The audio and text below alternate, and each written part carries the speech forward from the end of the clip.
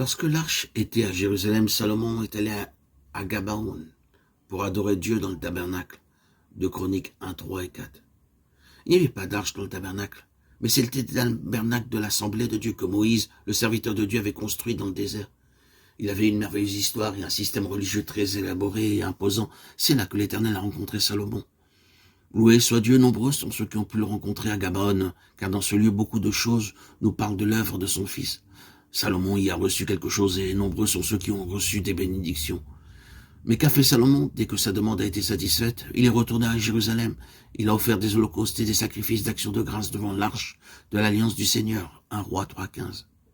Quand une âme est réellement enseignée par Dieu, le message du pardon des péchés ne suffit plus. Même la lumière, la nourriture et la vie de prière ne suffisent plus. Ceux qui ont la sagesse d'en haut ne seront satisfaits par rien de moins que par l'arche. La question vitale, ce n'est pas que puis-je recevoir du Seigneur, mais bien celle-ci. Quelle place occupe-t-il? Quelle place est donnée au témoignage de Dieu concernant son Fils? C'est pouvoir dire, voici l'agneau de Dieu. Jean 1, 29, 36. Si nous en sommes au stade de l'œuvre accomplie par le Seigneur, nous demeurons encore dans le tabernacle. Que celui-ci se trouve à Shiloh ou à Gabaon, cela importe peu. Ce qui est primordial, c'est de savoir où se trouve l'arche. Que signifie donc apporter l'arche à Jérusalem? Et pourquoi avoir une tente pour l'arche? Le Seigneur a déclaré que l'arche devait être dans le temple à Jérusalem et dans le royaume.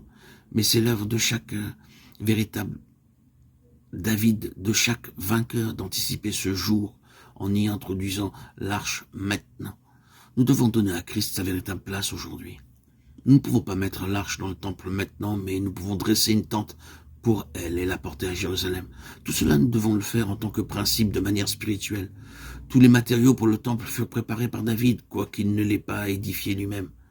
Nous sommes donc de ceux qui doivent préparer les matériaux et, en esprit, donner à l'arche maintenant sa véritable place.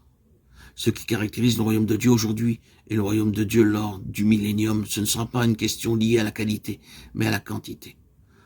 Ce que nous voyons est plus limité aujourd'hui. La sphère en est plus réduite, mais cependant sa nature demeure la même.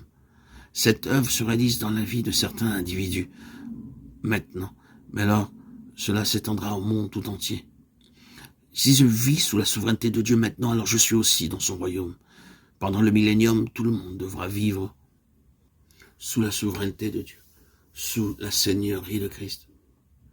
C'est ce que représente l'arche, que Christ soit tout en tous.